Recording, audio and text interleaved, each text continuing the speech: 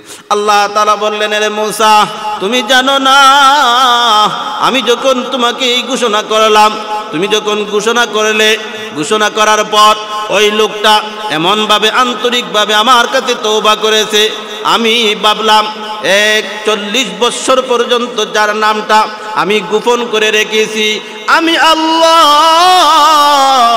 আমার বান্দাদেরকে বলি তোমরা গীবত করিও না, তোমরা চুগলখুরি করিও না।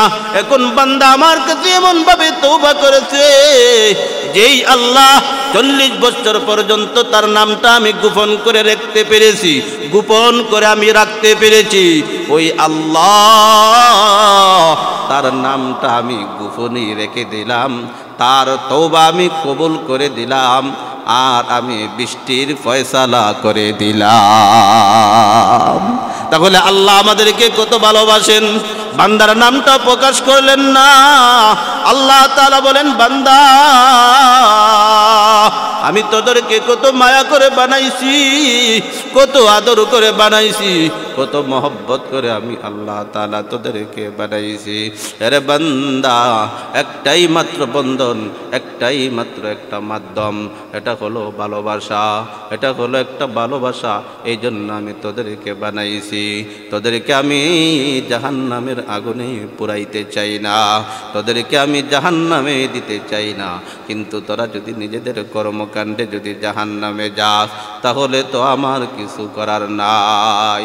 আল্লাহ তাআলা কতটুকু মহব্বত করেন, বান্দাদেরকে কতটুকু ভালোবাসেন। আরেকটা ঘটনার দিকে আপনাদেরকে নিয়ে যাই। হযরতে নূহ পয়গম্বর 50 বছর কম 1000 বছর দাওয়াত দিয়েছিলেন, 950 বছর দাওয়াত দিয়েছেন, 40 অথবা 82 জন এই লোকগুলা ঈমান গ্রহণ করেছে। এই লোকগুলা ঈমান গ্রহণ করেছে। ঈমান গ্রহণ করার পর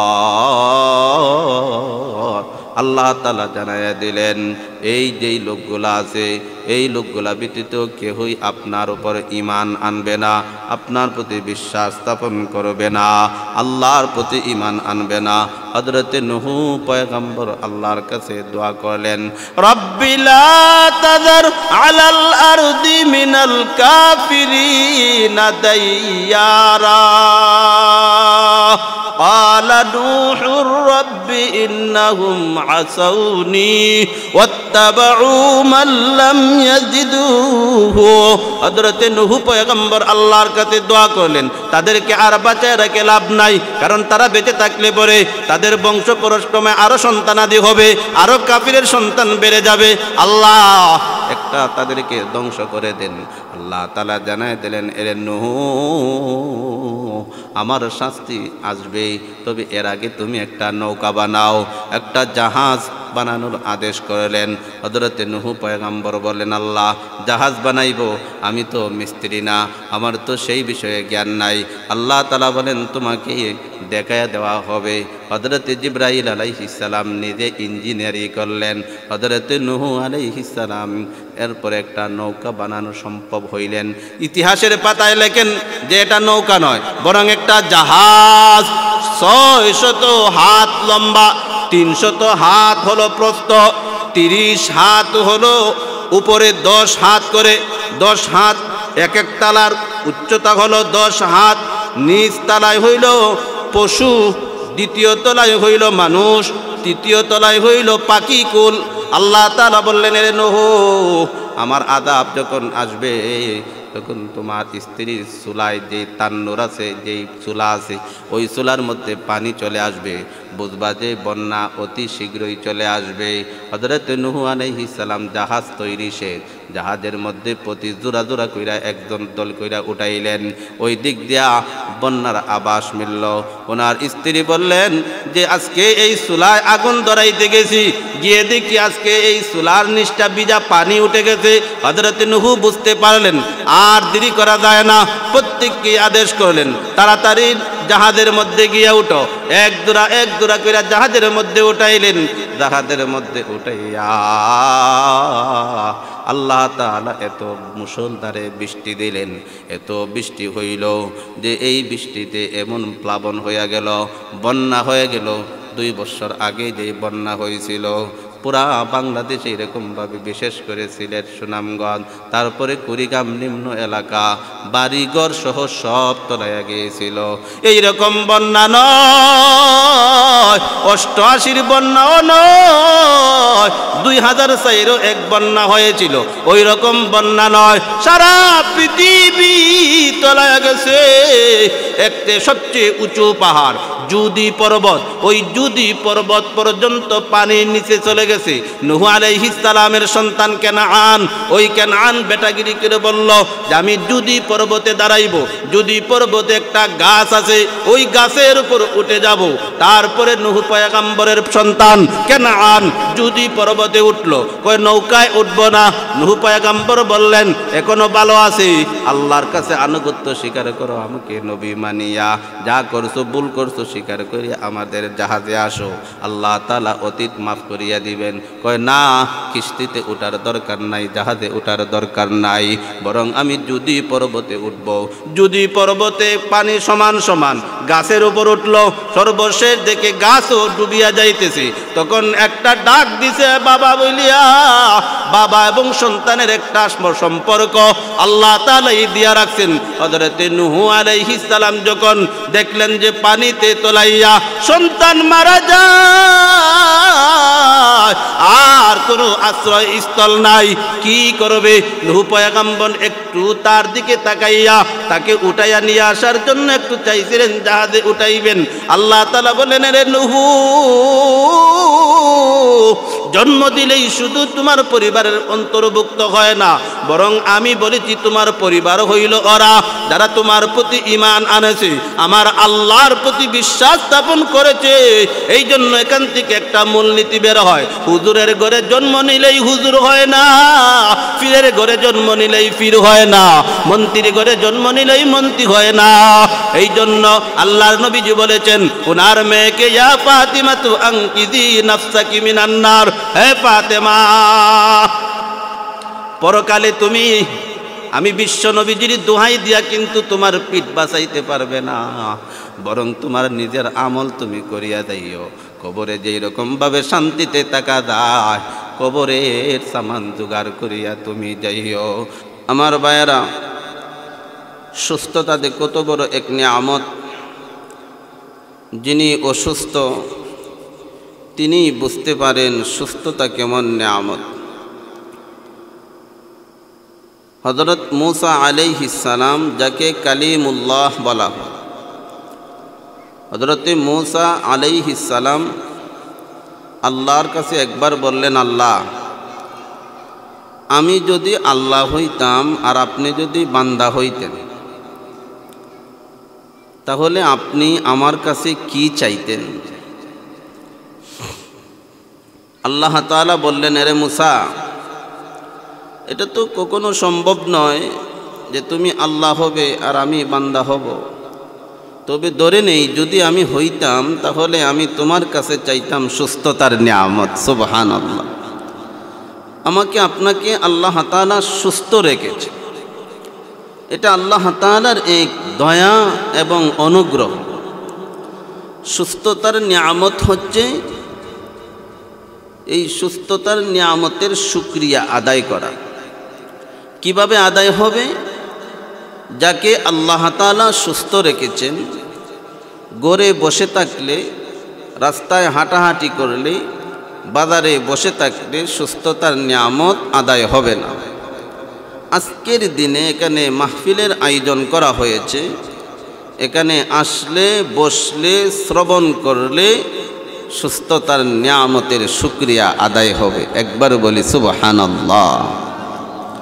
এজন্য যারা আমরা এখানে আসতে পেরেছি তারা কত ভাগ্যবান। আল্লাহর নবীজির একখানা হাদিসে পাওয়া যায়, আল্লাহর নবীজি ওনার প্রিয় সাহাবী হযরত আবু রাজিনকে লক্ষ্য করে বলেন, হে আবু রাজিন, দুনিয়ার মধ্যে সবচেয়ে উত্তম কোন বস্তু, কোন জিনিস আমি কি তোমাকে বলে দিব? হযরত আবু রাজিন বললেন, ইয়া রাসূলুল্লাহ, বলুন। আল্লাহ নবীজি বললেন, হে আবু রাজিন, তুমি যখনই অবসর সময় পাও, সুযোগ পাও, তোমার জিহ্বাটাকে আল্লাহর স্মরণে নাড়াচাড়া করি। এর মানে আল্লাহর জিকিরের মাধ্যমে জিহ্বাটাকে নাড়াচাড়া করি। কারণ জান্নাতীরা জান্নাতে যাওয়ার পরেও একটা জিনিসের জন্য আক্ষেপ করবে, আফসোস করবে, সেটা হলো দুনিয়ার জিন্দেগিতে যেই সময়টুকু সে আল্লাহর স্মরণ ব্যতীত সে কাটিয়ে দিয়েছে। কারণ ওই সময় আক্ষেপ করলে কোনো লাভ হবে না। এই জন্যই নবীজিদে বলেছেন আবু রাজিনকে, তুমি অবসর পাইলেই তোমার জিহ্বাটাকে আল্লাহর জিকিরের মাধ্যমে নাড়াচাড়া করবা, অযথা সময় যেতে দিও না। তারপরে তুমি যদি সুযোগ পাও তাহলে তোমার সাংসারিক কাজকর্ম শেষ করার পর তুমি তোমার দ্বীনি ভাইয়ের সাথে সাক্ষাৎ করার জন্য ঘর থেকে বের হইও। হাদিস কানা মিশকাত শরীফে পাওয়া যায়। আল্লাহ নবীজি বলেন, হাল শাউরতা আন্নার রাজুলা ইযা খারাজা মিন বাইতিহি যাইরান আখা শাইয়াহু সাবউনা আলফা মালাক কুল্লুহুম ইউসাল্লুনা আলাইহি ফায়াকুলুনা রাব্বানা ইন্নাকা ওয়াসালা ফীকা ফাসিল। আল্লাহ নবীজি বলেন, হে আবু রাদিন, হাল শাউরতা, তোমার কি জানা আন্নার রাজুলা ইযা খারাজা মিন বাইতিহি, কোনো ব্যক্তি যখন তার ঘর থেকে বের হয়, যাইরান আখা, তার ভাইয়ের সাথে সাক্ষাৎ করবে, শাইয়াহু আয়ানাহু সাবউনা আলফা মালাক, আল্লাহ তাআলা 70,000 ফেরেশতা নিযুক্ত করে দেন। ওই 70,000 ফেরেশতারা কুল্লুহুম ইউসাল্লুনা আলাইহি ফায়াকুলুনা রাব্বানা ইন্নাকা ওয়াসালা ফীকা ফাসিলহু। আল্লাহর কাছে আবেদন করেন, আল্লাহ, আপনার এই বান্দা আপনার রহমত পাওয়ার জন্যই তো এখানে আসছে, আপনি আপনার রহমতের সাথে তাকে মিলাইয়া নেন। আর আমরা প্যান্ডেল এখানে বসতে পারলাম, আসতে পারলাম, কতই না ভাগ্যবান। নিষ্পাপ 70,000 ফেরেশতারা আমার আপনার মাগফিরাতের জন্য দোয়া করতেছে। তাহলে এই ফজিলত পাওয়া যাবে ঘরে বসে থাকলে না প্যান্ডেলে আসলে? কথা কোন? প্যান্ডেলে আসলে। নবীজির হাদিসের ভাষ্য মোতাবেক এই ফজিলত পাওয়া যাবে প্যান্ডেলের নিচে আসলে। কারণ এখানে আসলে দ্বীনি ভাইয়ের সাথে সাক্ষাৎ হবে। বলবেন বাজারেও তো দ্বীনি ভাই পাওয়া যায়, রাস্তাঘাটেও দ্বীনি ভাই পাওয়া যায়। পরিবেশের কারণে অনেক সময় অনেক কিছু পাল্টিয়ে যায়, পরিবর্তন হইয়া যায়। বাজারে দ্বীনি পরিবেশ থাকে না, রাস্তায় দ্বীনি পরিবেশ থাকে না। দ্বীনি পরিবেশ থাকি দ্বীনি মাজমা যেখানে জমে। এজন্য প্যান্ডেলে আসলে বসলে 70,000 ফেরেশতারা আমার আপনার মাগফিরাতের জন্য দোয়া করতেই থাকবে, করতেই থাকবে, করতেই থাকবে। সুবহানাল্লাহ। আল্লাহ তাআলা আমাদেরকে ইখলাসের সহিত কথাগুলি শ্রবণ করার তৌফিক দান করেন। সবাই বলি আমিন। আমার আলোচনার সাবজেক্ট হচ্ছে ফিরে আসা, আল্লাহর কাছে ফিরে আসা। যেই অবস্থানে আছি সেই অবস্থা থেকে আল্লাহর দিকে ফিরে আসা। আল্লাহ তাআলা এই কথাটাই পবিত্র কালামে উল্লেখ করেছেন। যেই সূরা থেকে আমি এই আয়াতটি তেলাওয়াত করেছি, এই সূরার নাম হচ্ছে সূরা মারইয়াম। পবিত্র কোরআনে একজন নারীর কথাই উল্লেখ হয়েছে, উনি হচ্ছেন হযরত মারইয়াম। এরও বিশেষ কারণ তাফসীরের কিতাবে পাওয়া যায়। তাফসীরের কিতাবে একটা সূক্ষ্ম কথা লিখেছেন। খ্রিস্টানরা হযরত ঈসাকে আল্লাহর পুত্র বলে বিশ্বাস করে, আর মারিয়ামকে আল্লাহর স্ত্রী বলে বিশ্বাস করে। বলেন নাউযুবিল্লাহ। তাদের একটা চিরাচরিত একটা অভ্যাস ছিল, তাদের একটা ভদ্রতা ছিল, স্বামী স্ত্রীকে কখনো নাম ধরে বলে না। আসলে ব্যাপার হলো তাই, ভদ্রতা হলো একেই, স্বামী স্ত্রীকে নাম ধরে বলবে না, স্ত্রীও স্বামীকে নাম ধরে বলবে না। কিন্তু এই জামানায় মডার্ন যুগ আসছে, আধুনিক যুগ আসছে, একটাই একটাকে নাম না ধরে ডাকলে তাদের আধুনিকতা, তাদের স্মার্ট, তাদের আধুনিকতা প্রকাশ পায় না। একজন আরেকজনকে নাম ধরে ডাকতে হবে, অথচ এটা সভ্যতা নয়, এটা ভদ্রতা নয়। তাদের আকীদা বিশ্বাস ছিল হযরত মারিয়াম আল্লাহ তাআলার স্ত্রী। আল্লাহ তাআলা পবিত্র কালামে কোথাও কোনো মহিলার কথা উল্লেখ করেননি, এমনকি কোনো সাহাবীর কথাও উল্লেখ করেননি। আল্লাহ তাআলা একমাত্র হযরত মারিয়ামের কথা উল্লেখ করেছেন। হযরত মারিয়াম আলাইহিস সালামের কথা কেন উল্লেখ করেছেন? মহিলাদের, অন্যান্য নারীদের কথা উল্লেখ করেননি, কারণ মহিলারা হলো গোপন জিনিস, তাদের সব কিছু গোপন থাকবে, আবৃত থাকবে। এজন্য আল্লাহ তাআলা এখানে ইঙ্গিত দিয়েছেন যে আমি কোরআনের কোথাও মহিলাদের নাম উল্লেখ করিনি, একমাত্র মারিয়াম ব্যতীত। এর একটা কারণ আছে, এই কথাই আমি বুঝাইতে চেয়েছি যে হযরত মারিয়াম আল্লাহ রাব্বুল আলামিনের এত প্রিয় একজন বান্দি ছিলেন। তিনি আল্লাহর স্ত্রী ছিলেন না। হযরত মারিয়াম যে আল্লাহর বান্দি ছিলেন, আল্লাহ তাআলা বুঝাইতে চাইতেছেন এটাই, সে যদি আমার স্ত্রী হয়েই থাকে তাহলে তো আমি নাম ধরতাম না, আমি কোরআনে আমার নাম উল্লেখ করতাম না। একমাত্র কোরআনে মারিয়াম ব্যতীত অন্য কোনো নারীর নাম পাওয়া যায়। যেই মারিয়ামের কথা আলোচিত হয়েছে তিনি কোনো সাধারণ নারী নয়।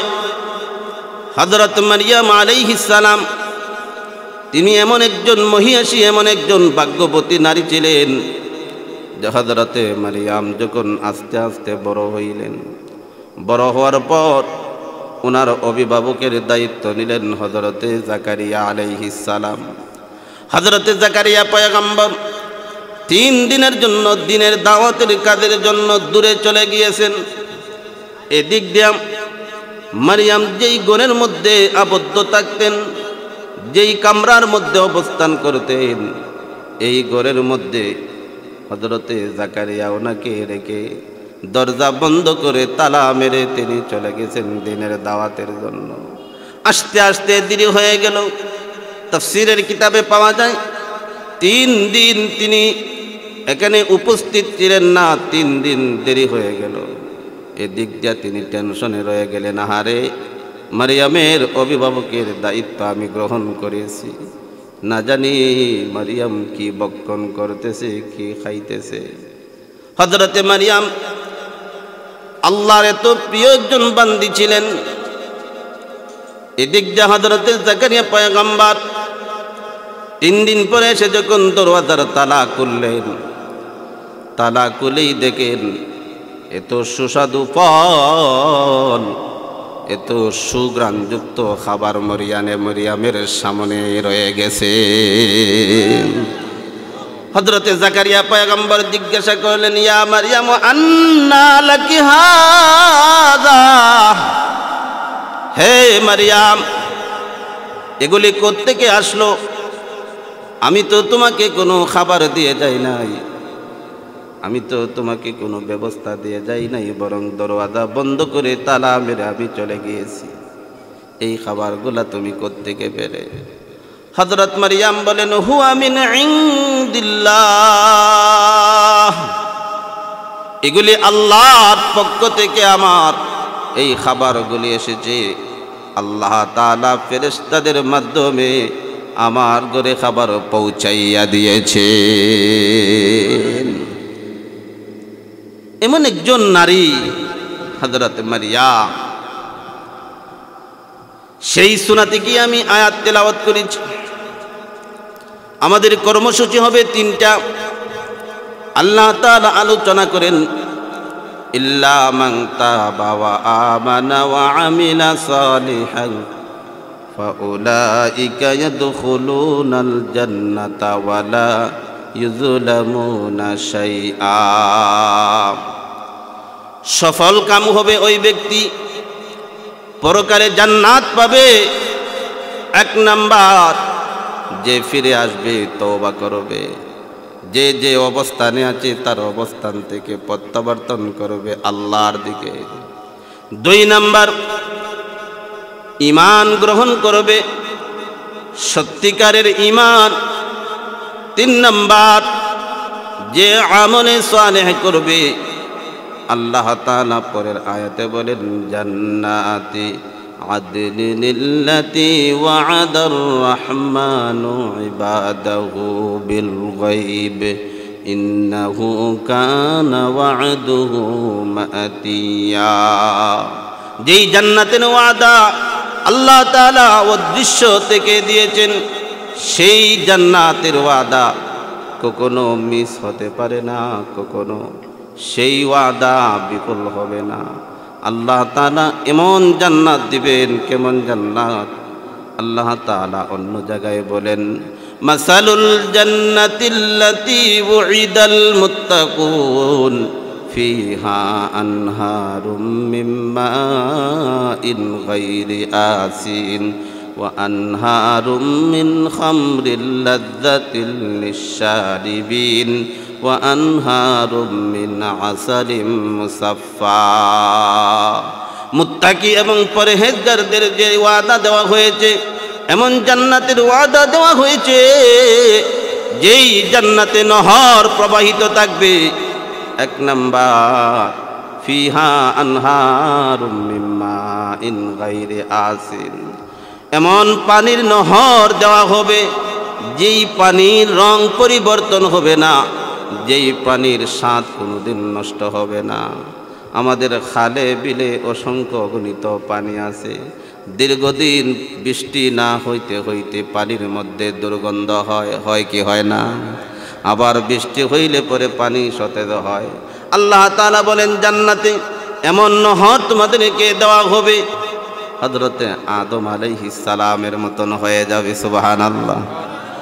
2 নম্বরের পরিবর্তন, দুনিয়াতে সবাই সুন্দরের পাগল, কত ক্রিম মাখি, কত ক্রিম ব্যবহার করি। আল্লাহ তাআলা বলেন আমার বান্দা, আমার বান্দি, জান্নাতে যাওয়ার আগে আগে আমি তোমাদের সকলের চেহারা হযরতে ইউসুফ পয়গম্বরের মতন সৌন্দর্যতা দিয়া তোমাদেরকে জান্নাতে প্রবেশ করাইব। 3 নম্বরের পরিবর্তন, দুনিয়াতে সবাই কণ্ঠ চায়। আজকে তো কণ্ঠের বিরুদ্ধে লেগে গেছেন অনেকেই। কই কণ্ঠ দিয়ে ওয়াজ করে, কণ্ঠওয়ালা আবার কি? আমি আপনাদেরকে প্রশ্ন করতে চাই, অতীতে একজন পয়গম্বর ছিলেন হযরতে দাউদ পয়গম্বর। হযরতে দাউদ যখন জবুর তার সুললিত কণ্ঠে তেলাওয়াত করতেন, তখন সমুদ্রের মাছ, পশু পাখি, জঙ্গলের হিংস্র জন্তু হযরতে দাউদের কণ্ঠে আল্লাহর কালাম জবুর শোনার জন্য বীর জমাইত। তাহলে দাউদ পয়গম্বরকে কেন আল্লাহ কণ্ঠ দিয়েছিলেন? আসলে পৃথিবীতে কেউ কাহারও শত্রু নয়, শত্রু হইল যার যার অযোগ্যতাই হলো তার শত্রু। ঠিক না বেটি?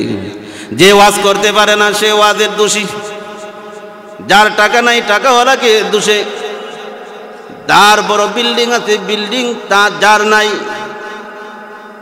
তার দোষ। এই জন্য পৃথিবীতে কেউ কাহারও শত্রু নয়, প্রত্যেকের অযোগ্যতাই হইল তার শত্রু। এই জন্য হিংসা নয়, যোগ্যতা নিয়ে আস্তে আস্তে আগান।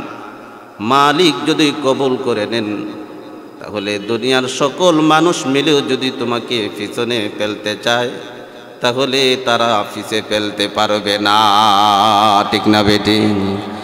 আর যদি মালিক না চান হাজারো মানুষ চেষ্টা করেও তাকে উঠাইতে পারবে না। এই জন্য সবসময় মালিকের কাছে দোয়া কর, আল্লাহ ইখলাসের সহিত কাজ করার তৌফিক দান করেন। আমাদের জীবনে যা কিছু আমরা করব সব কিছুর মধ্যে যেন ইখলাস থাকে, সবাই বলে আমিন। হযরতে দাউদ আলাইহিস সালামের কণ্ঠ আল্লাহ তাআলা জান্নাতীদেরকে দান করবেন। 4 নম্বরের পরিবর্তন, একটা বয়সের দরকার। প্রত্যেকেই কিন্তু তার যৌবনকাল ঠিক রাখার জন্য কত চেষ্টা তদবির করে। আল্লাহ তাআলা বলেন, বান্দা জান্নাতে প্রবেশ করার আগে আগে আমি তোকে পূর্ণ যৌবন দিয়া পয়গম্বর ঈসা আলাইহিস সালামের বয়স দান করবেন। 5 নম্বরের পরিবর্তন, আল্লাহ তাআলা বিশ্বনবীজি মুহাম্মদুর রাসূলুল্লাহ, বলি একবার সাল্লাল্লাহু আলাইহি ওয়াসাল্লাম, আর জোরে কোন সাল্লাল্লাহু আলাইহি ওয়াসাল্লাম। বিশ্বনবীজি মুহাম্মদুর রাসূলুল্লাহ সাল্লাল্লাহু আলাইহি ওয়াসাল্লামের চরিত্র দান করবেন সকল জান্নাতীদেরকে। সুবহানাল্লাহ। এমন জান্নাত চাই কি চাই না? তাহলে জান্নাত যদি চাই, 1 নম্বরের কর্মসূচি আল্লাহ তাআলা দিয়েছেন, ইল্লা মান তাবা ওয়া আমানা ওয়া আমিলা সালিহান ফাউলাইকা ইয়াদখুলুনাল জান্নাতা ওয়া লা ইউযলামুনা শাইআ। সেই তওবার কথা আল্লাহ তাআলা আদেশ করেছেন। আল্লাহ তাআলা বলেন সূরা নূর আয়াত নম্বর 31, ওয়া তুবু ইলাল্লাহি জামিআন আইয়ুহাল মুমিনুনা লাআল্লাকুম তুফলিহুন। হে মুমিনরা, তোমরা সকলে আল্লাহর দিকে প্রত্যাবর্তন করো। যদি সত্যিকার অর্থে তোমরা তওবা করতে পারো, অবশ্যই করা যায় তোমরা সফল কাম হয়ে যাইবা। তাহলে তওবা করার নির্দেশ কার? আসতে বলবেন না, কার? যদি আল্লাহ তাআলার আদেশ হয়ে থাকে তাহলে আমি কেন তওবা করব না? কেন আল্লাহর দিকে ফিরে আসব না? সকল নবীরা তওবা করেছেন। হযরত আদম সাইয়্যিদুল বাশার, আবুল বাশার, আমাদের আদি পিতা হযরত আদম এবং আমাদের আদি মাতা হাওয়া, দুজন কোথায় ছিলেন? জান্নাতে না দুনিয়াতে? কথা কন, কোথায় ছিলেন? জান্নাতে। আল্লাহ তাআলা দুজনকে জান্নাতে দেওয়ার পরে বললেন, আদম উসকুন, তোমরা এখানে বসবাস করো, খাও দাও ফুর্তি করো, যেখানে ইচ্ছা সেখানে যাও। একটা গাছের দিকে ইঙ্গিত করে বললেন, লা তাকরাবা হাযিহিস শাজারা, এই গাছের নিকটবর্তী তোমরা হইও না। কিন্তু শয়তানের প্ররোচনায় ফানাসিয়া আদম, হযরত আদম ভুলে গেলেন। আল্লাহ তাআলার এই কথাটা স্মরণ ছিল না। এই গাছের নিকটবর্তী হইয়া গাছের ফল খেয়ে ফেললেন।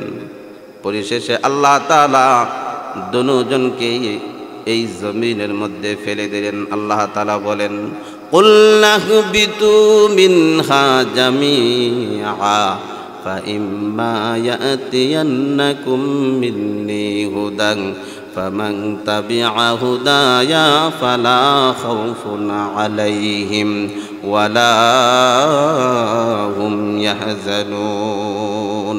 আল্লাহ তাআলা বললেন, আমি বললাম ইহবিতু, তোমরা সকলেই নিচে নেমে পড়ো। তাহলে নিচে নেমে পড়ো এর মানে হইল হযরত আদম উপরে ছিলেন, অর্থাৎ জান্নাতে ছিলেন। আমাদের আসল বাড়ি হইল জান্নাত, জান্নাতুল ফিরদাউস। আসল বাড়ি জান্নাতুল ফিরদাউস। সেই জান্নাতুল ফিরদাউসে কিন্তু আমাদের যেতে হবে। দুনিয়ার এই জিন্দেগিতে আমাদেরকে প্রেরণ করেছেন।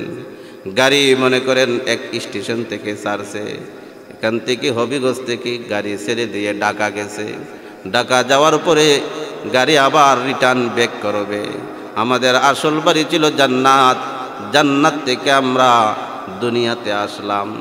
দুনিয়ার জিন্দেগি কাটাইয়া রূহ জগৎ অর্থাৎ আলমে বরজাখ, এই আলমে বরজাখ কবর জগৎটাকে বায়া করিয়ে হাসরের ময়দানে 50,000 বছর অবস্থান করিয়া তারপরে ফুলসিরাতের ফুল পাড়ি দিয়া আবার জান্নাতুল ফিরদাউসে আমাদের যেতে হবে কি হবে না? রাস্তা যদি হারায়া ফেলি জান্নাতুল ফিরদাউস কিন্তু কপালে জুটবে না। এই জন্যই হযরত আদম আলাইহিস সালাম তওবা করেছেন। আল্লাহ তাআলা বলেন ফাতালাক্কা আদামু মির রাব্বিহি কালিমাতিন ফাতাবা আলাইহি ইন্নাহু হুয়াত তাওয়াবুর রহিম। হযরত আদম তিনার রব থেকে কিছু বাক্য কিছু কালিমা শিখে নিলেন, তারপরে তিনি আল্লাহর দিকে মনোনিবেশ হইলেন। কি কালিমা শিখলেন? আমার আপনারা প্রতিদিন যারা নামাজ আদায় করে, নামাজে ইমাম সাহেবরা নামাজ আদায় করার পর ইমাম সাহেবরা কিন্তু এই দোয়াটা পড়েন। মাইকের আওয়াজ যত দূর পর্যন্ত যাইতেছে, হযরত আদম এবং হাওয়া দুজনকে, একজনকে শ্রীলঙ্কায় আর একজনকে জিদ্দায় ফেলে দিলেন। 300 বৎসর পর্যন্ত বয়সনের মধ্যে বিচ্ছেদ, নতুন পৃথিবী, নতুন জায়গা, জানা নাই চিনা নাই, নতুন এক পৃথিবীতে আসলেন হযরত আদম।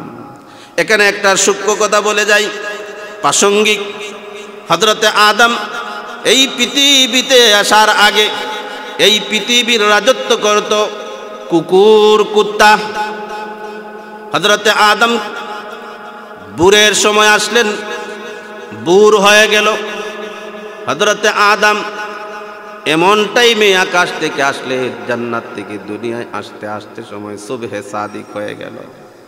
অন্ধকার থেকে যখন একটু আলোর পথ পাইলেন, আলো চোখে দেখলেন, হযরত আদম শুকরিয়াতান 2 রাকাত নামাজ আদায় করলেন। একবার বলি আল্লাহু আকবার।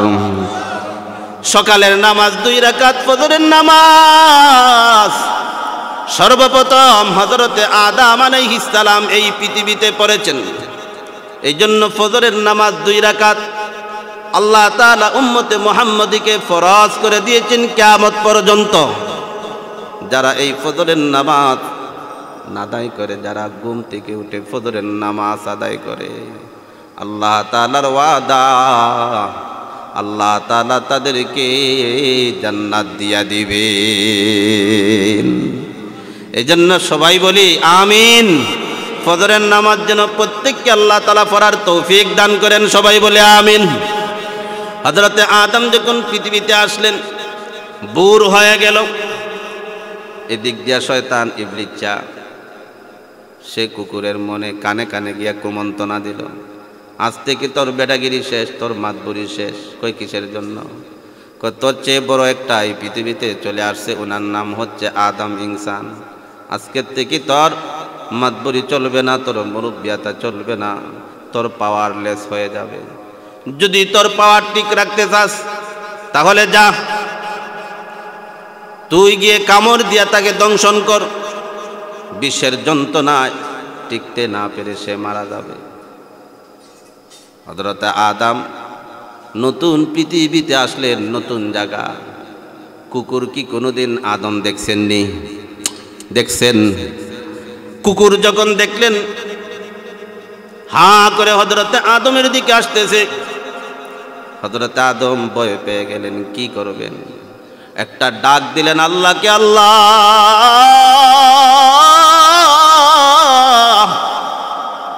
এই প্রাণী আসতেছে, নতুন একটা প্রাণী, জীবনেও কোনোদিন দেখি নাই, আমাকে খেয়ে ফেলবে। আল্লাহ তাআলা জিবরাইল আলাইহিস সালামকে সাথে সাথে আদেশ করলেন, জিবরাইল যাও, তাড়াতাড়ি একটা লাঠি নিয়ে যাও। জান্নাত থেকে একটা লাঠি নিয়ে হযরতে আদমের হাতে উঠাইয়া দাও, আর গিয়ে বলবা কুকুর আসতেছে আদমকে কামড় দেওয়ার জন্য, এই লাঠি দিয়া যেন তাকে দাওয়া করেন, তাকে যেন আঘাত করেন।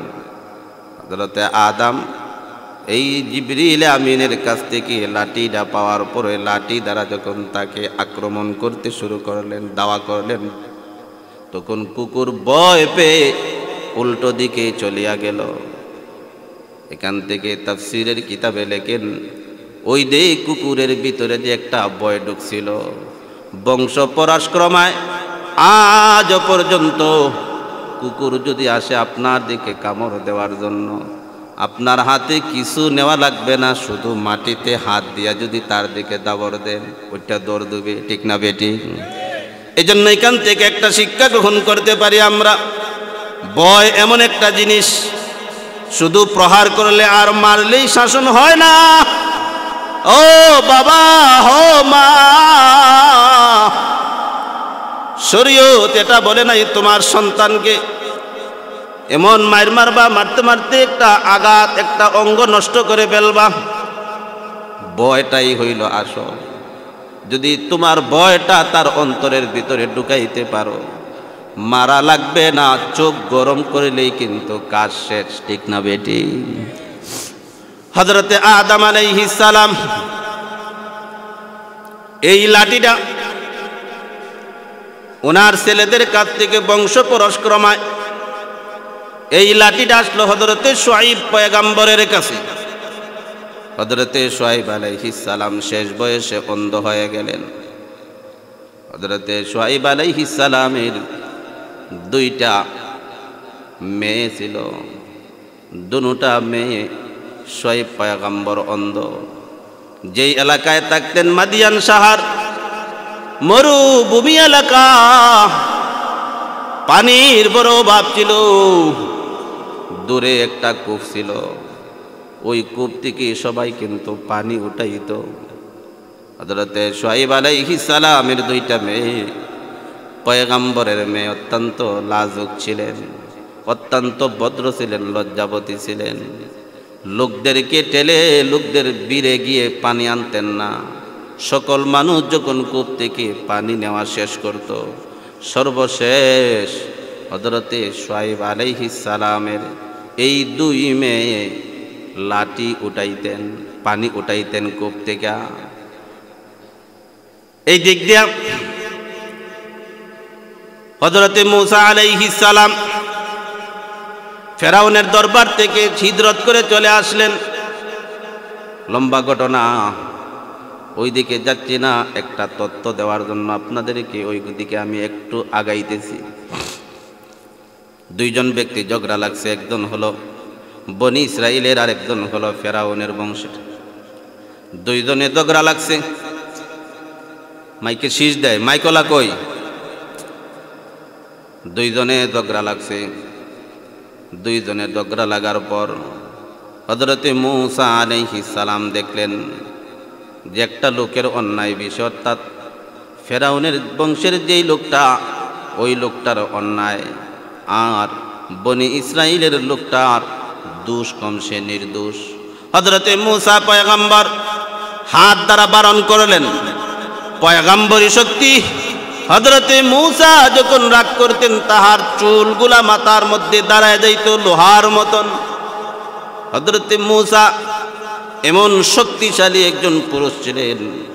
হযরতে মূসা আলাইহিস সালাম হাত দ্বারা বারণ করলেন। পয়গম্বরী শক্তি তো হাতের এই আঘাত সহ্য করতে না পেরে ফেরাউনের এই লস্কর বাহিনীর যেই লোকটা, ওই লোকটা জাগাতেই মারা যায়। ঘটনা যখন জানাজানি হয়ে গেল, আল্লাহ তাআলা আদেশ করলেন মূসা হিজরত করে চলে যাও। হযরতে মূসা আলাইহিস সালাম হিজরত করে চলে আসলেন। আস্তে আস্তে মাদিয়ান শহরের কাছে চলে আসলেন। এসে এক জায়গায় বসে রইলেন। এই দৃশ্যগুলা দেখতেছেন, দুইটা মেয়ে পানির পাত্র নিয়ে অপেক্ষা করতেছে। তিনি একটু আগায়া গেলেন। আগায়া গিয়া দুইজনকে জিজ্ঞাসা করলেন, তোমরা এখানে কি করতেছো? যে আমরাও তো পানি নেওয়ার জন্য আসছি, আমাদের পানির দরকার। ওই পানি আমরা মানুষের বীর টেলাইয়া নিতে পারবো না, এই জন্য অপেক্ষা করতেছি। হযরতে মূসা আলাইহিস সালাম তাদের হাত থেকে পাত্রটা নেওয়ার পর পাত্র কূপের ভিতরে ঢুকাইয়া পানি নিয়া তাড়াতাড়ি তাদেরকে দিয়া দিলেন। তারা দুজন চলে গেলেন বাড়িতে। বাবা জিজ্ঞাসা করলেন, অন্যদিন তো অনেক দেরিতে তোমরা বাসায় আসো, আজকে তো তাড়াতাড়ি কেন আসলা?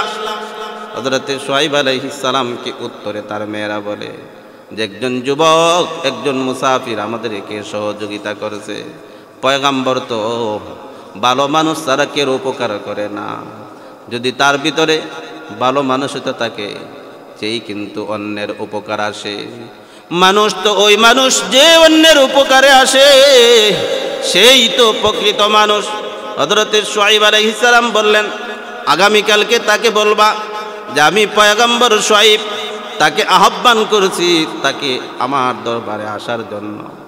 পরের দিন ওই দুজন হযরতে মূসাকে দাওয়াত করলেন। হযরতে মূসা আলাইহিস সালাম হযরতে শুআয়ব আলাইহিস সালামের বাসায় আসলেন। হযরতে শুআয়ব আলাইহিস সালাম বললেন, তুমি তো বড় ভালো, তোমার নাম কি, কোত্থেকে আসলা? তিনি বললেন যে আমার নাম মূসা, আমি ফেরাউনের দরবারে গেছিলাম দিনের দাওয়াত দেওয়ার জন্য। বিস্তারিত ঘটনা বলার পরে যে আমি হিজরত করে এখানে আসলাম। হযরতে শুআয়ব আলাইহিস সালাম বললেন যে আমি এই যুগের নবী, আল্লাহ তাআলা জানায়া দিয়েছিলেন তোমার পরবর্তী নবী হবে মূসা। হযরতে শুআয়ব আলাইহিস সালামও জানতেন। শুআয়ব আলাইহিস সালাম বললেন, হে মূসা, আমি তোমাকে একটা প্রস্তাব দিচ্ছি, এই প্রস্তাবটা যদি তুমি রাজি হও আমার মেয়েকে তুমি বিবাহ করবা। হযরতে মূসা আলাইহিস সালাম বললেন, আমি এই মুহূর্তে বিবাহ করতে পারবো না, কারণ আমি মুসাফির, আমার কাছে নাই টাকা, আমার কাছে নাই কোনো মোহরের কোনো টাকা। হযরতে শুআয়ব আলাইহিস সালাম বললেন, ব্যবস্থা আমি করে দিব। কই কিভাবে? যে আমার কাছ থেকে তুমি একটা বকরি দাঁড় নাও, বকরি দাঁড় নেওয়ার পরে এটা লালন পালন করো, তারপরে এর থেকে বাচ্চা কাচ্চা হবে, তারপরে আমার বকরি আমাকে দিয়া দিবা, তারপরে ওই বাচ্চাগুলা তুমি তোমার স্ত্রীর মোহর দিয়া দিবা। হযরতে মূসা আলাইহিস সালাম বললেন, তাহলে ঠিক আছে। বিবাহ দীর্ঘদিন পরে, কিছুদিন যাওয়ার পরে মূসা আলাইহিস সালামের কাছে ওনার মিয়াকে বিবাহ দিয়া দিলেন। মিয়া অন্তঃসত্ত্বা হইল। গর্ভবতী হওয়ার পরে যখন বাচ্চা খালাস হওয়ার বাপ আল্লাহ তাআলা হযরতে মূসা আলাইহিস সালামকে আদেশ করলেন, ইযহাব ইলা ফিরআউনা ইন্নাহু তাগা, নিশ্চয়ই ফেরাউন অবাধ্য হয়ে গেছে, নাফরমান হয়ে গেছে, তার কাছে দাওয়াত দেওয়ার জন্য যাও। হযরতে মূসা আলাইহিস সালাম আবার গেলেন দাওয়াত দেওয়ার জন্য। ফেরাউনের দরবারে দাওয়াত দিতে লাগলেন। হযরত মূসা আলাইহিস সালাম যখন গেলেন তার ভাই হারুনকে নিয়া, এই সময় ফেরাউন, ওই সময় জাদুবিদ্যার বড় চর্চা ছিল। 30,000 জাদুঘরকে একত্রিত করলো।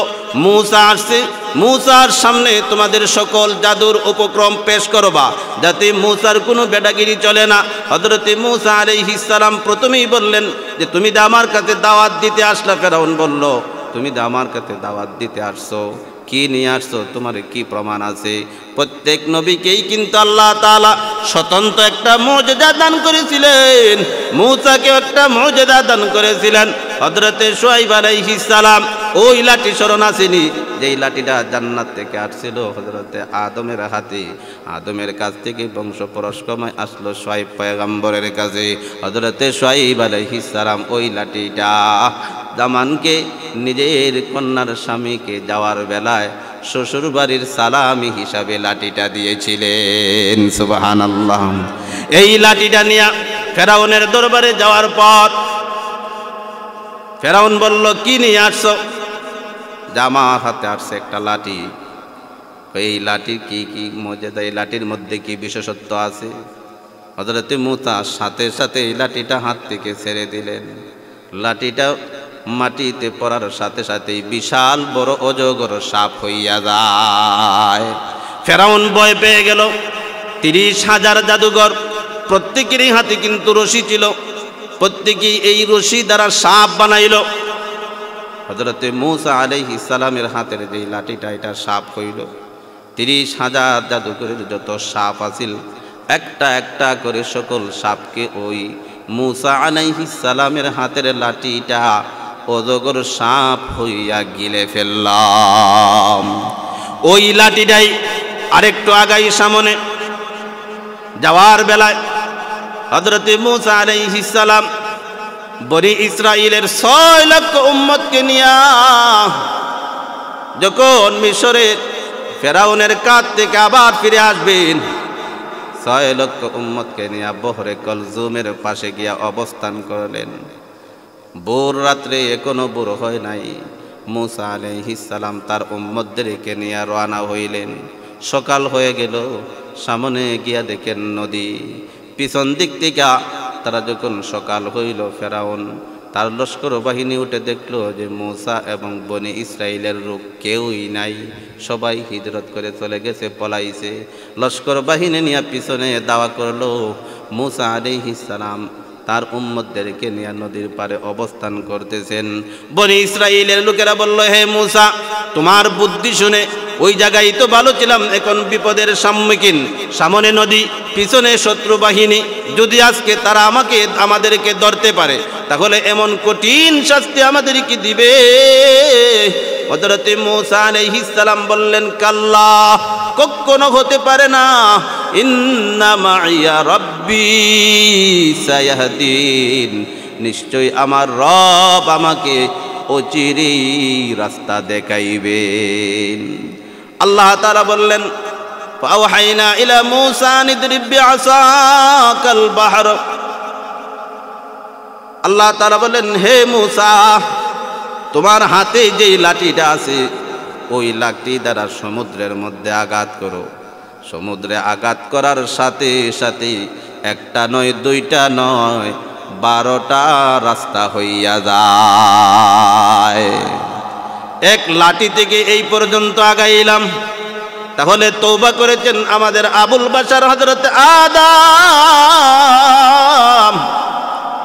300 বৎসর পর হযরত আদম আল্লাহর কাছে বললেন, মালিক, নতুন জায়গা, নতুন পৃথিবী, একটা ভুলের কারণে এতটা বৎসর পর্যন্ত আজকে কষ্টের মধ্যে পতিত হয়েছে, মালিক একটু দয়া করেন। আল্লাহ তাআলা জিবরিল আলাইহিস সালামের মাধ্যমে তাকে এই দোয়াটা শিক্ষা দিলেন। কি সেই দোয়া?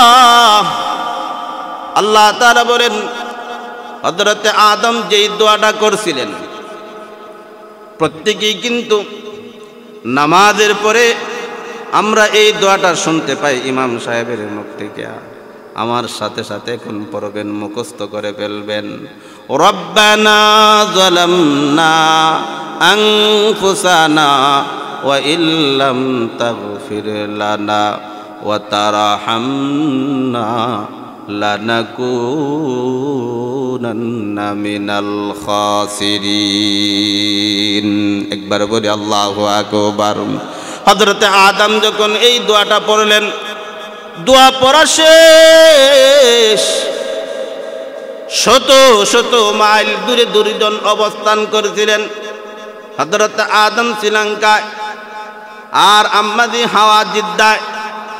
শ্রীলঙ্কা এবং জিদ্দা মুহূর্তের ভিতরেই দুজনকে আল্লাহ তাআলা একত্র করে দিলেন। যেই জায়গাটায় একত্রিত করে দিয়েছিলেন, একজন আরেকজনকে চিনতে পেরেছেন। যারা হজ করেছেন ওই জায়গাটার নাম হলো আরাফা। আরাফা হলো পরিচিতির স্থান। সর্বপ্রথম আদম এবং হাওয়া এই জায়গায় মিলন ঘটেছিল। তাহলে এই দোয়াটার কত পাওয়ার! আমি আপনিও যদি নামাজের উপরে এই দোয়াটা প্রতিদিন পড়ি, রব্বানা যালামনা আনফুসানা ওয়া ইল্লাম তাগফির লানা ওয়া তারহামনা লানাকুনান্না মিনাল খাসিরিন। হে আমার রব, আমি আমার নফসের উপর জুলুম করেছি, আপনি যদি আমাকে ক্ষমা না করেন, যদি আমার উপর রহম না করেন, তাহলে আমি ক্ষতিগ্রস্তদের মধ্যে অন্তর্ভুক্ত হয়ে যাব। এই কথাটা তো অন্তত পক্ষে বলতে পারবো। আল্লাহ তাআলা সবাইকে বলার তৌফিক দান করেন। সবাই বলে আমিন। তাহলে তওবা করব দ্রুত, না দেরিতে। তওবা তাড়াতাড়ি করব, না দেরিতে। আল্লাহ তাআলা বলছেন, বান্দা 1 মিনিটের নাই কোনো বিশ্বাস, নিঃশ্বাসের বিশ্বাস নাই। এখানে মাহফিল শুনতেছি, মাহফিল শেষ করে রাত্রে ঘুমাইব, কার ঘুম জানি শেষ ঘুম হইয়া দেয়, আর কিন্তু আমার জাগ্রত হইতে পারব না। এই জন্য নিঃশ্বাসের বিশ্বাস নাই। আল্লাহ তাআলা বলেন, আলাম ইয়ালামু আন্নাল্লাহা হুয়া ইয়াকবালুত তাওবাতা আন ইবাদিহি ওয়া ইয়াখুযুস সাদাকাত ওয়া আন্নাল্লাহা হুয়াত তাওয়াবুর রহিম। তারা কি জানে না? নিশ্চয়ই আল্লাহ তাআলা তার বান্দাদের তওবা কবুল করেন আর তাদের সদকা গ্রহণ করেন, কবুল করেন। নিশ্চয়ই আল্লাহ তাআলা তওবা কবুলকারী এবং অতিশয় দয়ালু। এই জন্য তওবা তাড়াতাড়ি করে ফেলবো, তওবা দেরি করতে নাই। যত দেরি করবে তুই বিপদ। এবার তওবা করব আল্লাহর কাছে। আল্লাহ তাআলা আদেশ করেছেন তওবা করবা। কেমন তওবা করবা? খাঁটি দিলে তওবা করবা। সূরাতুত তাহরিম আয়াত নম্বর ৮ আল্লাহ তাআলা বলেন, ইয়া আইয়ুহাল্লাযীনা আমানু তুবু ইলাল্লাহি তাওবাতান নাসুহা। হে ঈমানদারগণ, তোমরা তওবায়ে নাসুহা করো, খাঁটি দিলে তওবা করো। তওবা তো তাড়াতাড়ি করবা, তবে এমন তওবা যেই তওবাটা তওবায়ে নাসুহা। তওবায়ে নাসুহা কাকে বলা হয়? তাফসীরের কিতাবে পাওয়া যায়, অন্তর দ্বারা অনুতপ্ত হওয়া, আল্লাহ রে আর জীবনে আমি এই কাজ করব না। আর অঙ্গ প্রত্যঙ্গগুলিকে গুনাহের কাছ থেকে ফিরাইয়া রাখা। এই তিনটা জিনিস যার মধ্যে পাওয়া যাবে সেটাই হবে তওবায়ে নাসুহা। অন্তর দ্বারা গুনাহের প্রতি অনুতপ্ত হওয়া, হারে আমি তো এই কাজটা করা আমার জন্য ঠিক হয় নাই। জবান দ্বারা ভবিষ্যতে এই গুনাহ আর করব না বলে অঙ্গীকার করা। আর অঙ্গ প্রত্যঙ্গকে দাবায় রাখা, ফিরাইয়া রাখা, বিরত রাখা। হযরত আলী রাদিয়াল্লাহু তাআলা আনহু বলেন, হক্কুল্লাহ হক্কুল ইবাদ। আল্লাহর হক নষ্ট করেছো যেদিন থেকে আমি বালিগ হয়েছিলাম, ওই দিনই আমার উপর আল্লাহর বিধান নামাজ ফরজ হয়েছিল। নামাজ পড়ি নাই কোনোদিন, এখন আমার বুঝ হয়ে গেছে, তওবা করলাম। আজকের মাহফিলের পর থেকে আমি নামাজ আদায় করব, নামাজ আর কোনোদিন ছাড়ব না। এই যে আল্লাহর হক। আল্লাহ তাআলা বলেন, এরে বান্দা, সত্যিকার অর্থে যদি তুই তওবা করতে পারস, ইনশাআ আযাবা ওয়া ইনশাআ গাফারা লাহ।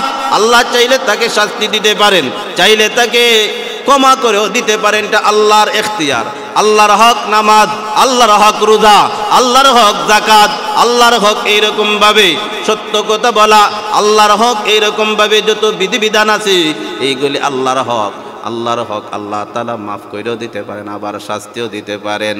কিন্তু বান্দার হক, কার টাকা মেরে দিয়েছো, কার টাকা আত্মসাৎ করে ফেলে দিয়েছো, কাউকে আঘাত করেছো, কাউকে বকাঝোকা করেছো, এটা হলো তার হক। তার কাছ থেকেই মাফ চাইতে হবে, তার কাছেই ক্ষমা চাইতে হবে। যদি সে মাফ করিয়া দেয় তবেই তুমি মাফ পাইবা, আর না হয় পরকালে লক্ষ কোটি সওয়াব নিয়ে নেকির পাহাড় নিয়ে হাসরের ময়দানে দাঁড়াবে।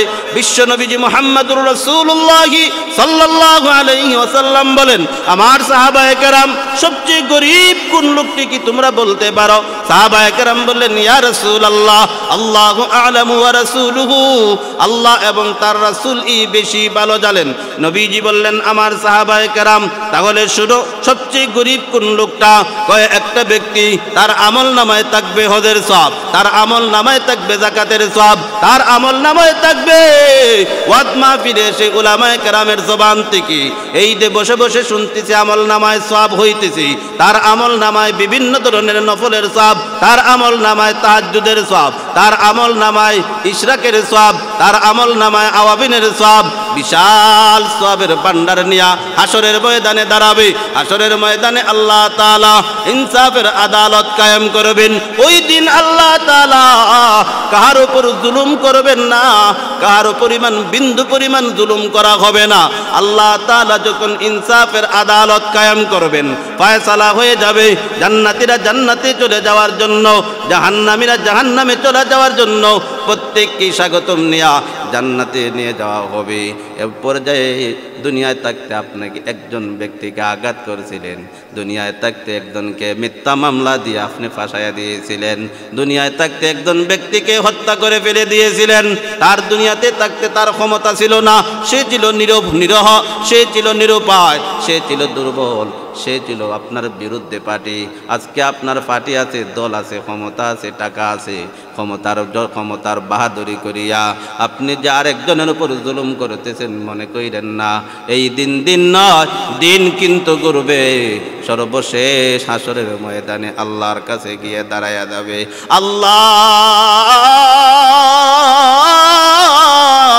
আপনি ওয়াদা করেছেন কাহার প্রতি জুলুম করা হবে না।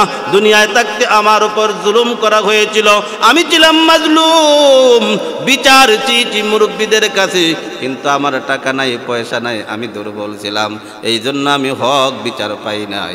আজকে আপনার কাছে আমি বিচার চাই, আজকে আপনি ফয়সালা করুন, আমার বিচার দেন।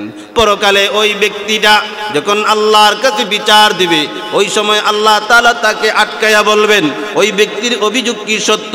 যদি সত্য হয়ে থাকে তাহলে তার এই সাথে মিউচুয়াল করো, মিটমাট করিয়া তার উপরে জান্নাতে যাইবা। ওই সময় কি দিয়া মিউচুয়াল করবা? দুনিয়ার ঝগড়া ফাসাদ, দুনিয়ার মামলা মোকদ্দমা, টাকা পয়সা, ডলার, দিরহাম, পাউন্ড, ইউরো, রুপি, এইগুলি দিয়া মিউচুয়াল করা যায়। পরকালে কিন্তু ওইগুলি চলবে না, ওইগুলা সব অচল হয়ে যাবে। আপনার কাছে 1 কোটি টাকা আছে, টাকা হইল গিয়া জাল নোট, ওই টাকা দ্বারা 1 কেজি মরিচ আপনাকে কেউ দিবে? টাকা আছে কিন্তু অচল। দুনিয়াতে এই টাকা ছিল আমার সচল, পরকালে টাকা অচল হয়ে যাবে। ওই সময় বান্দা চলবে তার আমলের সওয়াব দ্বারা। বান্দা যে আমল করতেছে তার অ্যাকাউন্টে এই সওয়াবগুলা জমা হইতেছে, ওই সওয়াবগুলা দ্বারা ওইগুলা মিউচুয়াল করা হবে। নবীজি বলেন, যেই ব্যক্তিটা অভিযোগ দিবে কয় তাকে তার আমল নামাতিকা, যেই ব্যক্তিটা দুনিয়ায় থাকতে জুলুম করছিল, যার আমল নামায় বিভিন্ন ধরনের ইবাদতের সওয়াব আছে, ওই সওয়াবগুলা অভিযুক্ত ব্যক্তির আমল নামায় দিয়ে দেওয়া হবে। দিতে দিতে দিতে দিতে এক পর্যায়ে শেষ, আরো কিছু পাওনাদার এসে দাঁড়ায় যাবে, এসে বলবে, আল্লাহ আমিও তো তার কাছে বিচার প্রার্থী, আমার উপর তো জুলুম করেছিল, আমার তো টাকা মেরে দিয়েছিল, আজকে আপনার কাছে বিচার চাই। তখন ফেরেশতাদেরকে বলা হবে, দেখো তাদেরকে কি দেওয়া যায়। ফেরেশতারা বলবে, আল্লাহ তার আমল নামায় তো কোনো সওয়াবই নাই, তাহলে কি দিয়া তাদেরকে বুঝ দিব? কই তাহলে ব্যাপার ভালো হইছে, দেখো তার আমল নামায় কি পরিমাণ গুনাহ আছে, কারণ প্রত্যেকটা মানুষই তো গুনাহগার। কুল্লু বানি আদম খাত্তাউন ওয়া খায়রুল খাত্তাইন আত-তাওয়াবুন। প্রত্যেকটা বনি আদমই কিন্তু গুনাহগার, কিন্তু সর্বোত্তম ব্যক্তি হইল যিনি তওবা করেন। ওই মানুষের আমল নামায় কিছু গুনাহ থেকেই যাইবে, কই ওই গুনাহগুলা পাওনাদার ব্যক্তির আমল নামায় দিয়া দাও। এবার পাওনাদার ব্যক্তির যেই গুনাহ ছিল, ওই গুনাহগুলা অভিযুক্ত ব্যক্তির আমল নামায় দিয়ে দেওয়া হবে। নিজের গুনাহ, পাওনাদারদের গুনাহ, ডাবল গুনার আসামি হইয়া ফেরেশতারা ডান্ডা বেরি পরাইয়া, খুযুহু ফাগুল্লু সুম্মাল জাহিমা সাল্লু সুম্মা ফি সিলসিলাতিন দারউহা সাবউনা যিরাআন ফাসলুকু। আল্লাহ তাআলা বলবেন, দর ডান্ডা বেরি পরা, শিকল দ্বারা বেঁধে ফেল, আর টেনে হেঁচড়ে জাহান্নামের দিকে নিয়ে যা। নবীজি বলেন, 1000 কোটি নেকি নিয়া, পাহাড় পরিমাণ নেকির স্তূপ নিয়ে হাসরের ময়দানে দাঁড়ানোর পরও যেই ব্যক্তিটা জাহান্নামে যাবে, এর চেয়ে হতভাগা এবং গরিব আর কেউ হইতে পারে না। এই জন্য আল্লাহর হক, আল্লাহর ইখতিয়ার, বান্দার হক তার সাথেই মিটাইতে হবে দুনিয়ায় থাকতেই। আর হযরতে আলী রাদিয়াল্লাহু তাআলা আনহু বলেন, যৌবনকালে ইবাদত না করিয়া নামাজ না পড়িয়া নফসকে মনকে যেই পরিমাণ আনন্দ দিছো, গুনাহ করলে কিন্তু নফসে কিন্তু একটা মজা পায়। ফজরের আযান যখন হয়, মুয়াজ্জিন যখন মসজিদের মিনার থেকে ডাক দে, আসসালাতু খায়রুম মিনান নাওম, ঘুম থেকে নামাজ পড়ো, আমার কানে কিন্তু এই আওয়াজটা যায়। এখন যদি আমি ঠান্ডা পানি দ্বারা ওযু বানাইয়া মসজিদে আসি, তাহলে নফসে একটু কষ্ট দেওয়া লাগে। আর যদি কম্বলের নিচে লেপের নিচে যদি আমি শুয়ে থাকি, তাহলে একটু ভালো লাগে, আরাম লাগে। তবে মনে রাখবা, দুনিয়ার এই আরামটা হলো স্বল্প সময়ের, পরকালে দীর্ঘকাল পর্যন্ত এর শাস্তি ভোগ করতে হবে। হযরত আলী বলেন, গুনাহ করে আল্লাহর নাফরমানি করে যেই আনন্দ পাইছিলা, মনকে যেই রকম ভাবে তুমি সান্ত্বনা দিছিলা, একটু মজা দিছিলা, এখন ইবাদতের মধ্যে এমন ভাবে লেগে দাও যে ওই সাজাটা, ওই স্বাদটা যেন এখন মিউচাল হইয়া যায়। আগে শুধু ফজরের নামাজ পড়ো নাই, এখন ফজরের নামাজের আগে উঠো, 2-4 রাকাত তাহাজ্জুদ পড়িয়া আল্লাহর কাছে ডাকো আর বলো, মালিক ভুল করেছি, যা করার অন্যায় করেছি, জীবনে করব না। এই জন্যই কবি বলেন, অতি গভীর হয় রজনী যখন, নীরবে প্রভুর নাম জপিও তখন। অতি গভীর হয় রজনী যখন, নীরবে প্রভুর নাম জপিও তখন। প্রভুর করুণা যদি পাইবারে চাও, প্রভুর করুণা যদি পাইবারে চাও, গভীর রাতে উঠে প্রভুর গুণগান গাও। এই জন্য তাহাজ্জুদের সময় উঠে তুমি যখন একটা ডাক দিবা, মালিক কি আল্লাহ, একটা ডাক দেই না, আল্লাহকে জোরে বলেন না আল্লাহ, আর জোরে বলেন আল্লাহ। একটা ডাক যখন আমি তাহাজ্জুদের নামাজ আদায় করি, আর যায় নামাজে বসিয়া একটা ডাক দিব, ওই ডাকের পাওয়ারটা কতটুকু জানোনি? আল্লাহ তাআলা আরশে আজিম থেকে বান্দার দিকে তাকায় বলেন, বান্দা কিসের জন্য আমার নামটা তুমি নিছো, কিসের জন্য আমাকে ডাকছো, আমাকে তোমার প্রয়োজনটা বলো। সারা পৃথিবীর মাইক লাগাইয়া যদি এখান থেকে ডাক দেই, তাহলে কত দূর পর্যন্ত যাইবে? মধ্য আকাশ পর্যন্ত পৌঁছাইতে পারবনি? আছে কোনো ক্ষমতা? কিন্তু একটা ডাক, মুমিন ব্যক্তি যখন একটা ডাক দেয় তার মালিককে আল্লাহ বলিয়া, 7 আসমান বেদ করিয়া আরশে আজিম পর্যন্ত ওই ডাকটা পৌঁছিয়া যায়। এই জন্য আল্লাহকে ডাকবো, আল্লাহর কাছে নিজের অতীত নিয়ে ক্ষমা চাইব। এই জন্য আল্লাহ তাআলা বলেছেন, ইয়া আইয়ুহাল্লাযীনা আমানু তুবু ইলাল্লাহি তাওবাতান নাসুহা, হে ঈমানদারগণ তোমরা তওবায়ে নাসুহা করো, খাঁটি তওবা করো। সর্বশেষ ইতিহাসের পাতা থেকে একটা ঘটনা আপনাদের সামনে উপস্থাপন করে আমার আলোচনা ইতি টানব। বনি ইসরাইলের এক যুবক 40 বছর পর্যন্ত আল্লাহকে ডাকে নাই, আল্লাহর নাফরমানি করেছে। ওই সময় অনাবৃষ্টি দেখা দিল, বৃষ্টি হচ্ছে না, বৃষ্টি নাই। বৃষ্টি না হইলে পরে একটা নামাজ আদায় করতে হয়। ওই নামাজটার নাম হলো সালাতুল ইস্তেসকা, বৃষ্টির নামাজ। মুসা আলাইহিস সালাম 70,000 70,000 উম্মত নিয়া কুলা মাঠে গেলেন নামাজ আদায় করার জন্য। যখন মাঠে গেলেন প্রচণ্ড গরম, রোদের তাপ, সবাইকে নিয়ে মাঠে গিয়া উপস্থিত হইলেন। উপস্থিত হওয়ার পর নামাজ আদায় করিয়া মূসা আলাইহিস সালাম আল্লাহর কাছে দোয়া করলেন, আল্লাহ বৃষ্টির প্রয়োজন, বৃষ্টি দেন।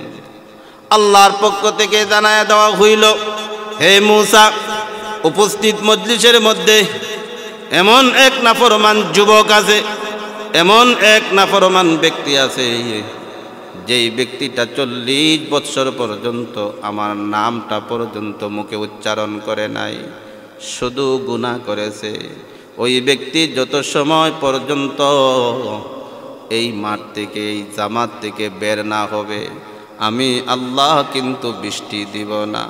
হযরত মূসা আলাইহিস সালাম জলিলুল কদর পয়গম্বর মূসা আলাইহিস সালাম বললেন, কে এমন ব্যক্তি যার কারণে বৃষ্টি বন্ধ, হাজার হাজার মানুষ কষ্ট পাচ্ছে, তুমি এক্ষুনি এখান থেকে বের হয়ে যাও।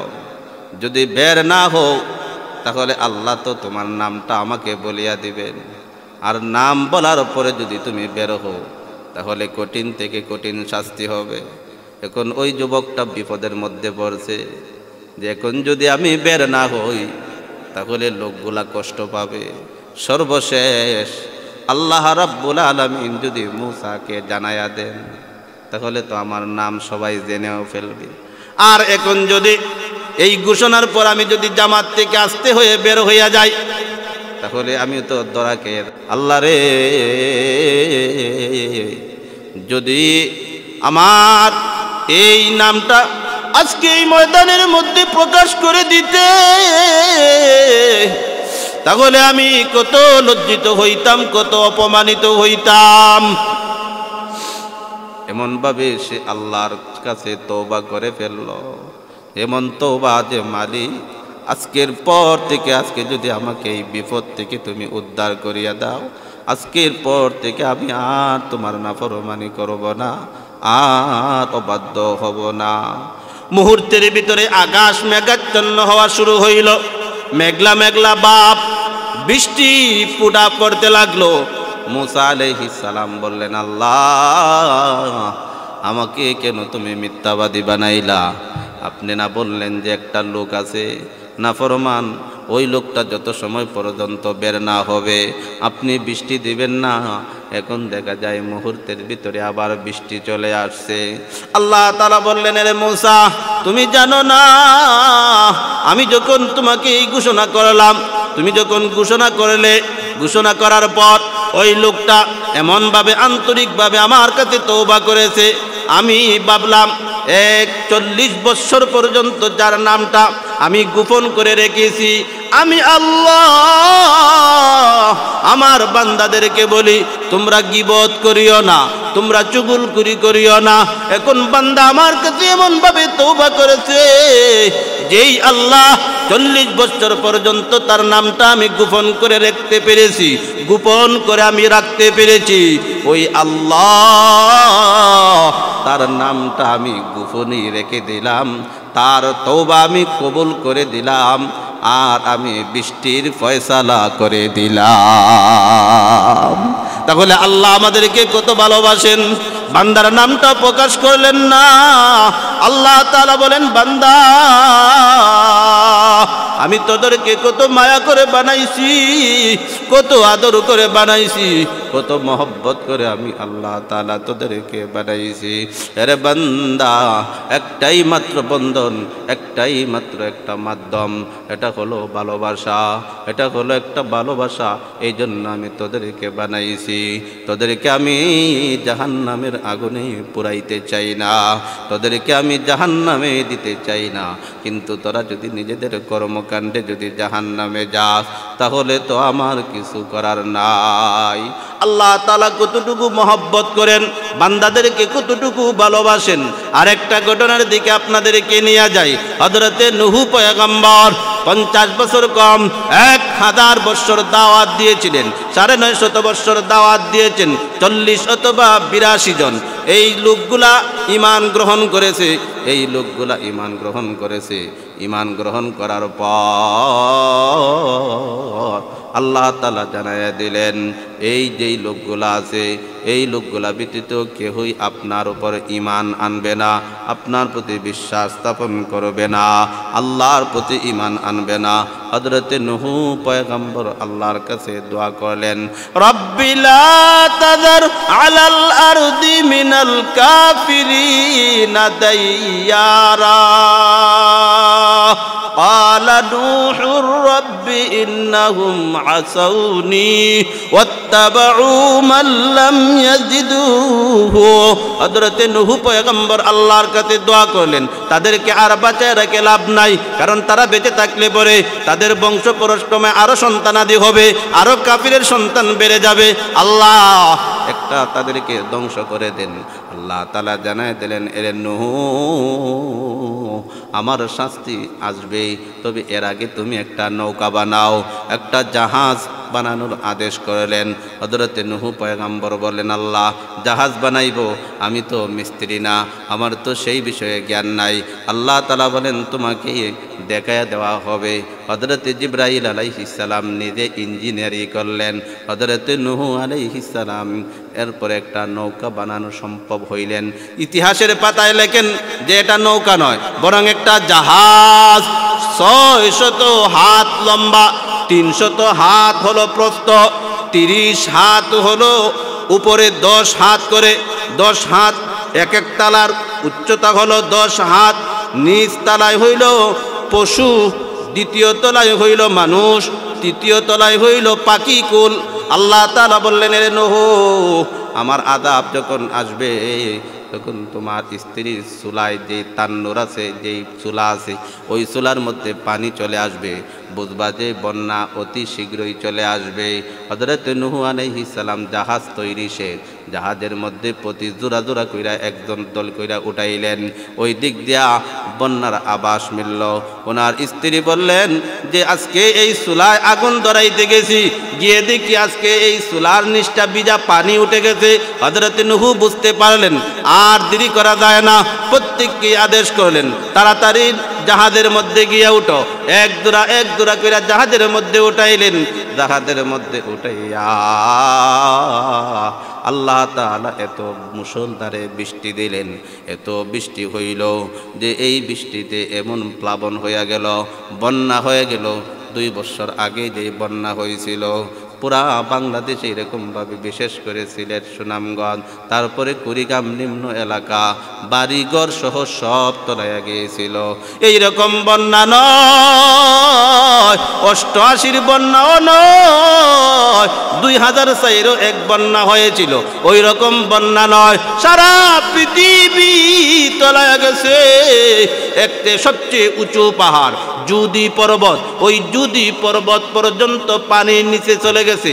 নূহ আলাইহিস সালামের সন্তান কেনান, ওই কেনান বেটাগিরি করে বলল যে আমি জুদি পর্বতে দাঁড়াইব, জুদি পর্বতে একটা গাছ আছে, ওই গাছের উপর উঠে যাব। তারপরে নূহ পয়গম্বরের সন্তান কেনান জুদি পর্বতে উঠল, কয় নৌকায় উঠব না। নূহ পয়গম্বর বললেন এখনো ভালো আছে, আল্লাহর কাছে আনুগত্য স্বীকার করো, আমাকে নবী মানিয়া যা করছো ভুল করছো স্বীকার করিয়া আমাদের জাহাজে আসো, আল্লাহ তাআলা অতীত মাফ করিয়া দিবেন। কয় না, কিস্তিতে ওঠার দরকার নাই, জাহাজে ওঠার দরকার নাই, বরং আমি জুদি পর্বতে উঠব। জুদি পর্বতে পানি সমান সমান, গাছের উপর উঠল। সর্বশেষ দেখে গাছও ডুবিয়া যাইতেছে। তখন একটা ডাক দিছে বাবা বলিয়া, বাবা এবং সন্তানের একটা সম্পর্ক আল্লাহ তাআলাই দিয়া রাখছেন। হযরতে নূহ আলাইহিস সালাম যখন দেখলেন যে পানিতে তলাইয়া সন্তান মারা যায়, আর কোনো আশ্রয় স্থল নাই, কি করবে? নূহ পয়গম্বর একটু তার দিকে তাকাইয়া তাকে উঠাইয়া নিয়ে আসার জন্য একটু চাইছিলেন জাহাজে উঠাইবেন। আল্লাহ তাআলা বলেন, রে নূহ জন্ম দিলেই শুধু তোমার পরিবারের অন্তর্ভুক্ত হয় না, বরং আমি বলেছি তোমার পরিবার হইল ওরা যারা তোমার প্রতি ঈমান আনেছে, আমার আল্লাহর প্রতি বিশ্বাস স্থাপন করেছে। এই জন্য এখান থেকে একটা মূলনীতি বের হয়, হুজুরের ঘরে জন্ম নিলেই হুজুর হয় না, পীরের ঘরে জন্ম নিলেই পীর হয় না, মন্ত্রীর ঘরে জন্ম নিলেই মন্ত্রী হয় না। এই জন্য আল্লাহর নবীজি বলেছেন উনার মেয়েকে, ইয়া ফাতিমা তু আনকিদি নাফসাকি মিনান নার, হে ফাতেমা পরকালে তুমি, আমি বিশ্ব নবীজির দোহাই দিয়া কিন্তু তোমার পিঠ বাঁচাইতে পারবে না, বরং তোমার নিজের আমল তুমি করিয়া যাইও। কবরে যেই রকম ভাবে শান্তিতে থাকা যায়, কবরের সামান জোগাড় করিয়া তুমি যাইও, আর না হয় আমি নবীর পরিচয় দিয়া কিন্তু বাঁচতে পারবা না। এই জন্য ইমানদাররা হইলাম আমরা যারা মুত্তাকি, আমরা যারা পরহেজগার, যারা নামাজ পড়ে, রোজা রাখে, যাকাত দেয়, হজ করে, সাহেবে নেশাব, এরা হইল আমরা আল্লাহর দল। কার দল? আল্লাহর দল। শুধু নামে আর মুসলমানদের আদমশুমারিতে মুসলমানের নাম লেখা থাকলেই কিন্তু পরকালে নাজাত পাওয়া যাবে না। নূহ পয়গম্বরের ছেলে কেনান নবীর সন্তান হওয়ার পরও বাঁচতে পারে নাই। আল্লাহ তাআলা বলেন, হে নূহ লাইসা মিন আহলিক, সে তোমার পরিবারের অন্তর্ভুক্ত নয়, কারণ সে তো ঈমান আনে নাই। বন্যা শেষ হয়ে গেল, বন্যা শেষ হওয়ার পরে এই জাহাজটা আবার এই জুদি পর্বতে আসিয়া অবস্থান করলো। জুদি পর্বতে যখন অবস্থান করলো, জুদি পর্বতের মধ্যে সকল মানুষ একটা বদ্ধ জাহাজের মধ্যে আবদ্ধ ছিলেন।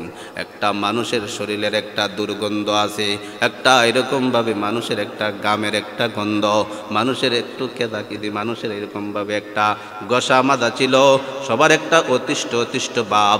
এই জুদি পর্বতে সবাই নামে একটু মুক্ত বাতাসে তারা রেস্ট নিতে লাগলেন। আস্তে আস্তে পানিগুলা জুদি পর্বতের নিচে নেমে গেল। সারা পৃথিবী এখন বন্যায় প্লাবিত, লাশের দুর্গন্ধযুক্ত হয়ে গেছে। আল্লাহ তাআলা আবার বৃষ্টি দিলেন, বৃষ্টি দিয়া পানি দিয়া এই লাশগুলা সমুদ্রের মধ্যে ভাসায়া নিয়ে গেলেন। এই জন্য সমুদ্রের পানি লবণাক্ত। পৃথিবীর আনাচে কানাচে যত মানুষ মরে, যত পশু মরে, যত হিংস্র প্রাণী মরে, ওইগুলা বেশে গিয়া সমুদ্রের মধ্যে পড়ে, ওইগুলাই জন্য সমুদ্রের পানি লবণাক্ত। তারপরে আল্লাহ তাআলা বান্দাদেরকে কত ভালোবাসেন এই জিনিসটা বোঝানোর জন্য এই ঘটনাটা টানলাম। ঘটনা শেষ, মুসা হযরতে নূহ পয়গম্বরকে বন্যা শেষ হওয়ার পর আল্লাহ তাআলা আদেশ করলেন, হে নূহ মাটির পাতিলা তৈরি করো। যে আল্লাহ এই মাটির পাতিলা তৈরি করে কি করব? আমার আদেশ তুমি বানাইতে থাকো। কতটা বানাইব? কয় বানাইতে থাকো। হযরত নূহ পয়গম্বর একটা একটা করে মাটির পাতিল বানাইলেন। বানাইতে বানাইতে একটা স্তূপ হইয়া গেল, একটা এই পাহাড়ের মতন হইয়া গেল। আল্লাহ তাআলা আদেশ করলেন, নূহ হাতে একটা হাতুড়া লও, একটা লাঠি নিয়ে একটা একটা করে বাড়িয়া ভাঙ্গাও। হযরতে নূহ আলাইহিস সালাম আল্লাহর আদেশ মানতে তো বাধ্য। লোহার একটা হাতুড়ি নিয়ে একটা একটা করে বাড়িটা ভাঙ্গেন। চোখ থেকে অশ্রু ঝরে পানি বের হয়। আল্লাহ তাআলা বলেন, নূহ কাঁদতেছো কেন? তোমার চোখ থেকে অশ্রু ঝরে কেন? তুমি কি? আল্লাহ মহব্বত লাগে, মায়া লাগে, নিজ হাতে এই মাটির হাড়িগুলা বানাইছি, এখন ও কারণে ভাঙতেছি, এই জন্য আমার দুঃখ লাগতেছে। আল্লাহ তাআলা বলেন, নূহ তুমি কি হাত দিছিলা? কয় না, হাত দেই নাই। তুমি কি চোখ দিছিলা? কয় না, চোখ দেই নাই। তুমি কি মাথা দিছিলা? কয় না, মাথা দেই নাই। অঙ্গ প্রত্যঙ্গ দেও নাই। তুমি কি রুহ দিছিলা? কয় না, দেই নাই। কয় আমি আল্লাহ রাব্বুল আলামিন আমার বান্দাদেরকে তৈরি করতে গিয়া হাত পা চোখ অঙ্গ প্রত্যঙ্গ রুহ দিয়া বানাইলাম। আর বন্যার পানিতে ডুবে যখন বান্দা চিৎকার করে যখন ডুবে মরছিল, তখন আমার কুদরতি অন্তর কেঁপে উঠছিল। এই জন্য তোমাকে এই জিনিসটা বোঝানোর জন্য যে আমি কতটুকু ভালোবাসি বান্দাদেরকে। আমার বান্দারা যখন পানিতে ডুবে মরছিল, তখনও কিন্তু আমারও কিন্তু এইরকম খারাপ লাগছিল। এই জন্য আল্লাহ তাআলা বান্দাদেরকে ভালোবাসেন। ভালোবাসেন দেখি সাকরাতের আগ পর্যন্ত, মৃত্যুর আগ পর্যন্ত সুযোগ দিয়েছেন, বান্দা আয় আয় ফিরে আস, আর নাফরমানের দিকে যাইস না। এই জন্য নবীজি বলেছেন আত্তাইবু মিনাজ যামবি কামাল্লা যামবালা, যে তওবা করে সে এমন যেন তার কোনো পাপই অবশিষ্ট থাকে না। আল্লাহ তাআলা আমাদেরকে সবাইকে তওবায়ে নসুহা খাঁটি তওবা করে আল্লাহর কাছে যাওয়ার তৌফিক দান করেন। সবাই বলে আমিন। ওয়া আখিরু দাওয়ানা আনিল হামদুলিল্লাহি রাব্বিল আলামিন। আসসালামু আলাইকুম ওয়া রাহমাতুল্লাহি ওয়া বারাকাতুহু।